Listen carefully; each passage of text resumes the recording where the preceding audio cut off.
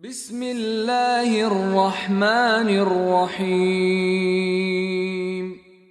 الحمد لله رب العالمين الصلاة والسلام على أشرف الأنبياء والمرسلين خاتم النبيين بالقاسم محمد وأهل بيته الطيبين الطاهرين المعصومين الذين أذهب الله عنهم الرجس وطهرهم تطهيرا. أما بعد، فقد قال الله تبارك وتعالى وقوله الحق وهو أصدق القائلين. بسم الله الرحمن الرحيم. يا بني أقم الصلاة وأمر بالمعروف وانه عن المنكر واصبر على ما أصابك إن ذلك من عزم الأمور. صدق الله العلي العظيم. Assalamu alaikum wa rahmatullahi wa barakatuh. I recited this verse from Surah Luqman last night, and we were able to discuss very briefly in regards to the first segment of this instruction given by Luqman to his son.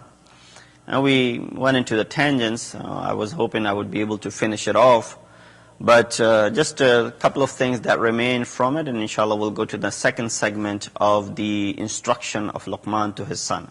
We started out with how that when you're giving advice, when you're giving instruction, especially when it coming from father to a son, how it should come with the passion, with mercy, with love. And that's what we see in the words of Luqman when he says, Ya bunayya. The word bunayya is giving us extreme form of love that he's portraying towards his son. And obviously when you start something which is indeed, when he says at the end, azmil umur, a very difficult task, requires courage to do, then you want to start off with some love and some affection so that the task becomes that much easier. And so he starts out by saying, Aqim as-salat. The first and the foremost thing that he's telling his son is to go ahead and establish the prayer. And the second thing that he tells him is, wanha anil munkar. But we look at over here, and we were finishing off on the concept of this salat, that always you read in Quran, Allah subhanahu wa ta'ala says, Aqim as-salat. Aqimus salat, yuqimun as-salat, and so on and so forth. Different conjugative of this word, aqama, yuqimu, or aqamus salat is also used. So we see that different verbal forms of this word is used, but Allah subhanahu wa ta'ala does not, we do not translate it as, pray. There's another word for praying. And we were discussing last night, so also the word salat is manqul, because the word existed prior to Islam. The word was already there. It was in the meaning of supplication. It was in the meaning of dua. But once Islam came and the salat became mandatory, this word was then used for this form of salat that we have 5 times a day. But this word, aqim as-salat, that even when we read in the ziyarat Ashura or ziyarat Warith, we read Imam alayhi salatu wasalam, 6th Imam, is telling us what? He says in regards to our 3rd Imam, that Imam was someone who used to, yuqimu as-salata wa yutu az-zakata, and hatta yatik al-yaqeen, right? He mentions that. What is it Imam telling us? That Imam Hussein used to pray? That Imam Hussein used to give zakat? That Imam Hussein used to pray and gave zakat until he reached the level of yaqeen, or yaqeen over here is referring towards maut. Imam is not talking, and because this is la hasil, because why would he need to tell us that another Imam al-Masum used to pray? That is understood. What Imam is saying, yuqimus salat, that means he established the prayer. Establishment of the prayer is another thing. Praying it is another thing. You and I pray because Imam was able to establish it at that time.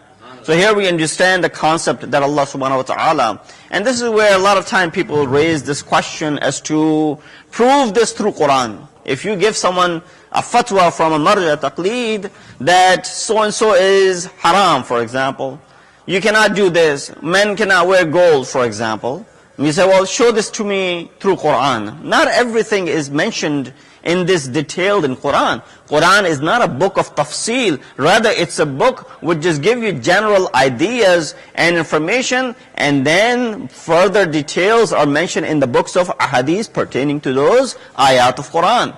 Therefore, we see that if someone was to pose this question to you, oh, show this to me in Quran, the first thing that you should ask them right away is that, do you pray 5 times a day? They say, yes, we do. Alhamdulillah, I never miss a prayer. Well, prove the salat through me, through Quran.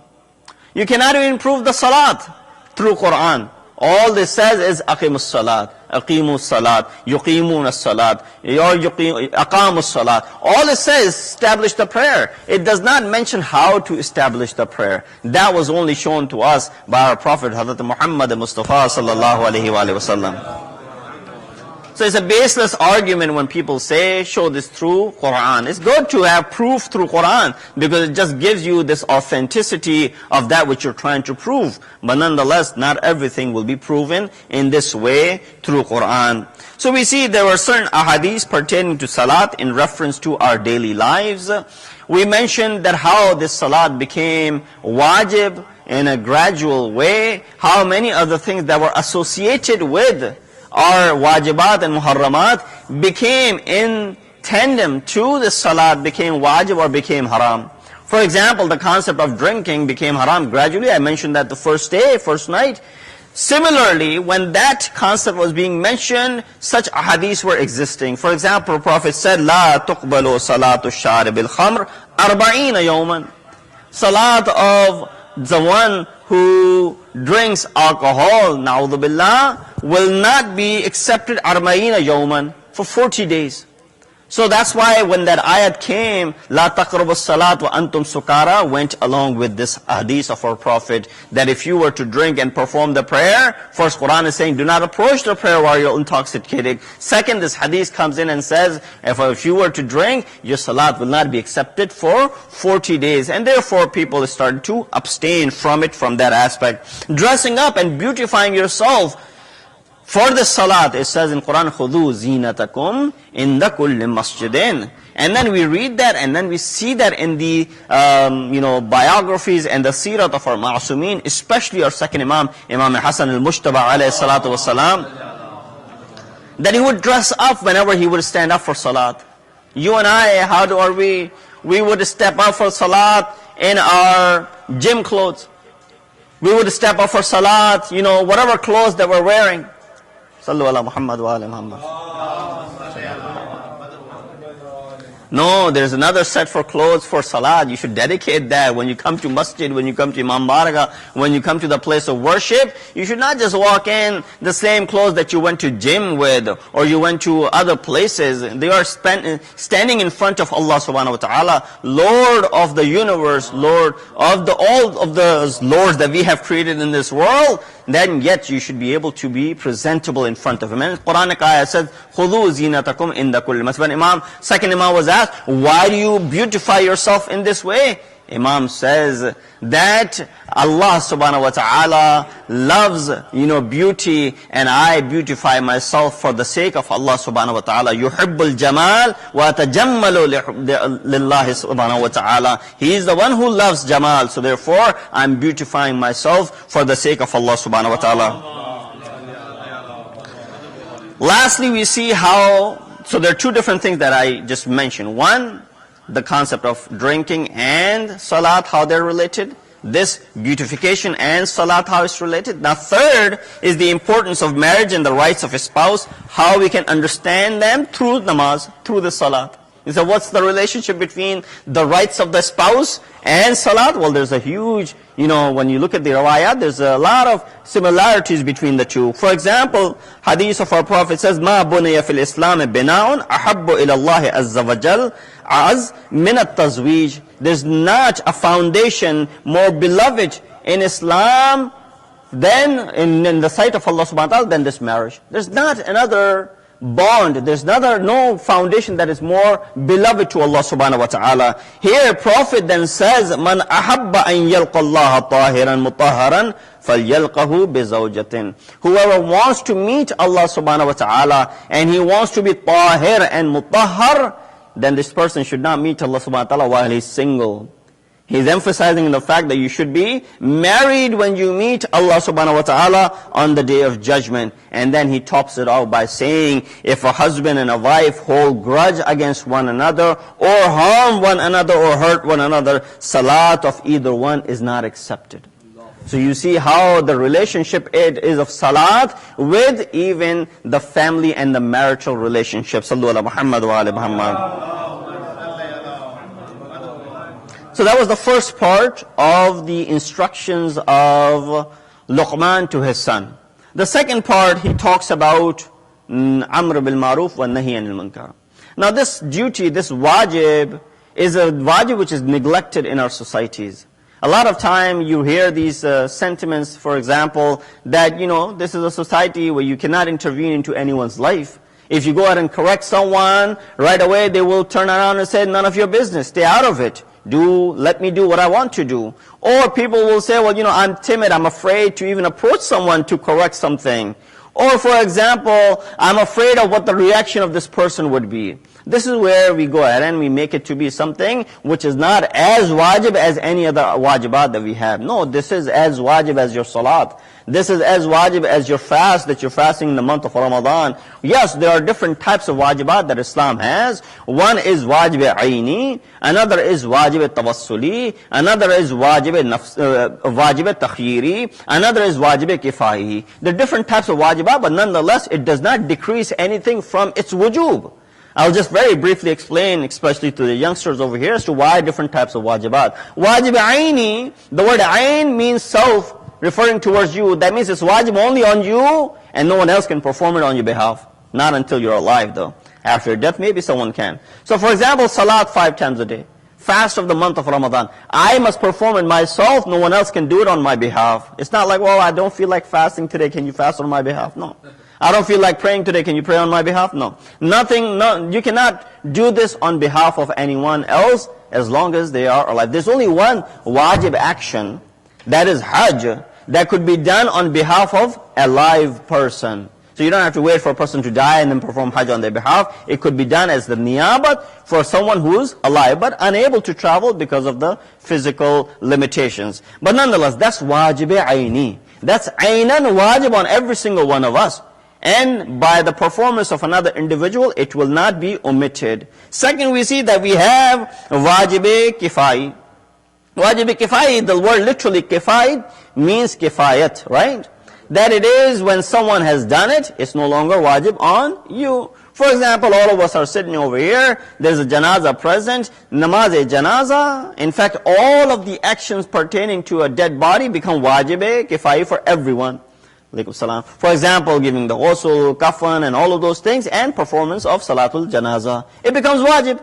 Wajib on every single one of us. But 5 of us go ahead and perform, no longer it'll be wajib on the remaining of us. Why? Because it's wajib kifai. But do not be left behind. As-sabiqun, as-sabiqun, ulaika al-muqarrabun. Do not be left behind when it comes to a good deed. Sabiqu ila al-khayrat, right? Run towards khayrat. There's a competition. In fact, there's no competition in any area except when it comes to good deeds. He said, no, have this sabaqah, take lead in performance of good deed. Do not be left behind. So that's when as far as wajib kifai is concerned. Third, we have, for example, wajib takhyiri. For example, today was Jum'ah. You had the option to perform Jum'ah or Salatul Dhuhr. If you were here when the presence of Imam Jam' al-Sharait, with the Jama'at being established and all of the conditions fulfilled, it is preferable to perform Salatul Jum'ah over Salatul Dhuhr. But if you couldn't come here because you were stuck at work, what was your duty? To go ahead and perform Salatul Dhuhr. So Salatul Jum'ah becomes takhyiri, that you have ikhtiyar, choice, whether you do it or you do that one. Here we see that Amr Bil Maroof, Nahi Anil Munkar is amongst the category of wajib kifai. That if you see someone doing something wrong, if one of us goes ahead and tells them that this is wrong, it will no longer be wajib on the rest of us. But the problem is that even one of us is not performing this duty. That it is lacking. The speakers are not performing it because they say, well, if I say these things, they will not invite me again. The listeners are not performing it because it will hinder our relationship with this person. Sometimes other family members become, or they intervene and say, no, don't do it, don't say it. Why do you want to be the one, taking the blame for everything? So this is where we see that how this wajib is neglected. Amr Bil Maroof means suggesting to do good. Nahi Anil Munkar literally means stopping from doing evil. This is an obligation which requires no age limit. For salat you need an age limit. When a person becomes baligh, then they have to do this. You do not need age limit. Any age group could perform it. And that's why Luqman is saying to his young son, Ya bunayya, aqimis salat wa amr bil maroof. I don't know how old his son was, but he's speaking to him as if he's very young by saying, Ya bunayya. You don't say to a 20-year-old, Ya bunayya. Rather, it's someone who's younger. Amr bil maroof is a sign of love for the maktab. And let me explain what I mean by that. Because when you love and you care for your maktab, when you care for your madhab, then you will stand up for it. When you care for your house, when you care for your family, when you care for all of the things inside your house, you stand up for it. It says, ahkam ilahi are namus ilahi. What does that mean? What is your namus? That means that which is your honor. That means which is your izzat. There where your izzat and your honor lies. If it was tampered with, your izzat and honor would be desecrated. Right? So what do? You stand up for your namus. You stand up for your izzat. You take care of your honor and your prestige, and you do not let to be desecrated. Similarly, these ahkamat, which are obligations, wajibat and muharramat, are namus of Allah subhanahu wa ta'ala. Yet they are being tampered with every single day. None of us have the ability to stand up. So when it comes to our own namus, we stand up. When it comes to the namus of Allah subhanahu wa ta'ala, we don't. It is, Amr Bil Maroof is a sign for the love of this maktab. Love for the people. You care for someone, and that's why you're correcting their mistake. You love someone, that's why you're stopping them from committing a wrong. Tell me, every father who's worried for a son who's left, or son or a daughter who's outside, and they're waiting and looking at the clock, the time they're supposed to be here at 10 o'clock, is still they're not here. When they come late, and all of us went through it when we were younger, we were hanging out with our friends, and we got late, we came home, father or mother, right away, we heard a handful of them, or a earful from them, that what happened, why were you so late, what were you doing? And right away, what is this descent in our hearts? My dad hates me. My mother hates me. They're yelling at me. They don't let me enjoy this and that. No, they're doing all of this because they care for you.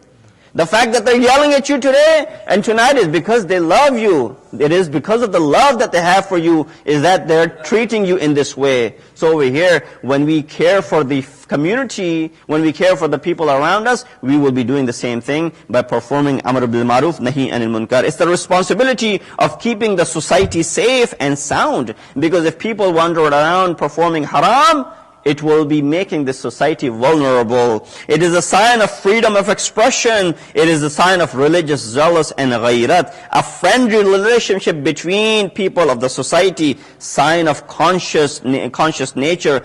General surveillance. Not snooping around on people, looking at what they're doing. Rather general surveillance. If you see someone doing something wrong, right away you approach and you go ahead and try to rectify that problem. Sallu ala Muhammad wa ala Muhammad. Both Amr and Nahi are reason for the encouragement for the righteous, informing the ignorant ones. So first you go ahead and correct that the righteous people, if they go ahead and do something wrong, and then you inform those who are the ignorant ones, and warning against those who are the wrongdoers. Quran says, Kuntum khayra ummatin. I recited this ayat last night as well. كنتم خير أمة أخرجت للناس تأمرون بالمعروف وتنهون عن المنكر. You are the best nation ever brought forth for mankind. Surah Al-Imran, verse number 110. You're the best nation that was ever brought forth for mankind. You bid what is right and you forbid what is wrong. If you look at this ayat, and so many things could be addressed under this verse. And I won't go into very minor little details of it, but just very briefly. As to Allah subhanahu wa ta'ala is not counting the distinction that He has given us to be because we are, let's say, from Middle East. Because we belong to the family of Rasulullah, we are Sadat, for example. And because we have all the businesses in the world, because we have all the wealth in the world, which is untrue, for example, because we have all of this, because we have that, because we do this, because we do that. The only reason Allah subhanahu wa ta'ala is counting us to be the best nation, kuntum khayra ummatin ukhrijat linnas ta'muruna bil maroof. The only reason you're the best of the nations because you do Amr Bil Maroof and you do Nahi Anil Munkar. Because it is a civil duty that you carry out for others. It's not something which is personal that you're taking care of yourself. People say, I'll live in seclusion, I'll live in Ziva, I'll do all of my things by myself, I don't have to worry about the world. No, there's no skill in that. There's no life in that. You live amongst the people and then you survive with all the calamities that exist. That is really a skill. So you are a social animal. You live amongst the people. This is where we see Quran is giving us distinction, not on the basis of any other thing that we have created for ourselves. Rather, this distinction is only based on Amr Bil Maroof wa Nahi Anil Munkar. Salawat Beji Muhammad wa Ali Muhammad. Amir al-Mu'mineen, Imam al-Muttaqeen, Ali ibn Abi Talib alayhi salatu wasalam said, Amr and Nahi is a public interest. Look at the words of Imam. This is in Nahj al-Balagha. He said, this is a public interest. We read another tradition which states that if a person doesn't stop another from doing wrong, it's like stranding, someone who's injured on a highway by himself. Imagine you're driving down the highway, and someone you see is injured or got hit by a car, for example. It was a hit and run. Now this person is struggling. What would you do? Would you not go out and help this person? If it was in your capacity, you will get out, you will take care. And this is something which our conscience will not allow us to pass by. Even if it was an animal, we'll stop by and we'll take care of it, let alone a human being. So Imam is saying what? Imam is saying when you do not perform Nahi Anil Munkar, it's like when you see a person on a highway stranded who's injured and you leave him without taking care of that person. What will happen to this person? Injured person who does not have any help will eventually die over there. Similarly, when you do not perform Nahi Anil Munkar, you're letting this person rotten to death. So this is where we read that how severe the consequences are. To the extent that ayat of Quran said Hazrat Isa and Hazrat Dawood send their la'nat on those who fail to perform Nahi Anil Munkar. The ayat of Quran says what? لُعِنَ الَّذِينَ كَفَرُوا مِن بَنِي إِسْرَائِيلَ عَلَى لِسَانِ دَاوُودَ وَإِيسَى ibn Maryam. That those people were cursed from Bani Israel, from the tongue of Dawood, the Nabi, and Hazrat Isa, salamullahi alayhi, كَانُوا لَا يَتَنَاهَنُونَ عَنْ مُنْكَرٍ. They did not use to forbid evil. That was the reason they were being sent cursed by the two very prominent Anbiya of Allah subhanahu wa ta'ala. So we understand the severity of it. There was a story that if I can relate to you, in time of Hazrat Shu'aib, I believe, alayhi salatu wasalam, and our fifth Imam narrates this hadith, and narrates this story rather. Who's Hazrat Shu'aib first of all? Let's understand Hazrat Shu'aib. Shu'aib is someone that person like Musa Kalimullah, Ulul Azm, is it as service for 10 years. And Ulul Azm Nabi is serving Hazrat Shu'aib. Just imagine the status of Hazrat Shu'aib alayhi salatu wasalam.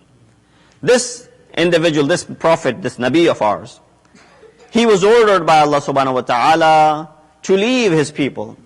Why? Because Allah was going to send His wrath onto them. Right away he questioned, oh Allah, majority are good doers in my community.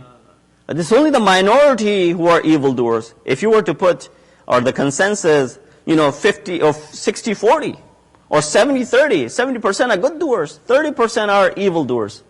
What have these 70% done that they are also the recipient of your wrath?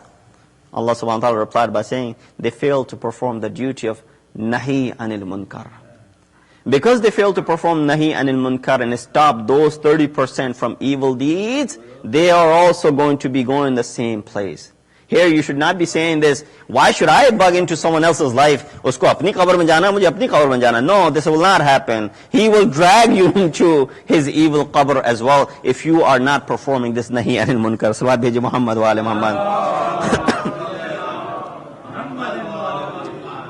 So just highlighting the importance. First, the two of the Nabi of Allah subhanahu wa ta'ala are cursing and sending their lanat on those who fail to perform Nahi Anil Munkar from Bani Israel. Second, Qayem of Imam Hussain alayhi salatu wasalam was for what?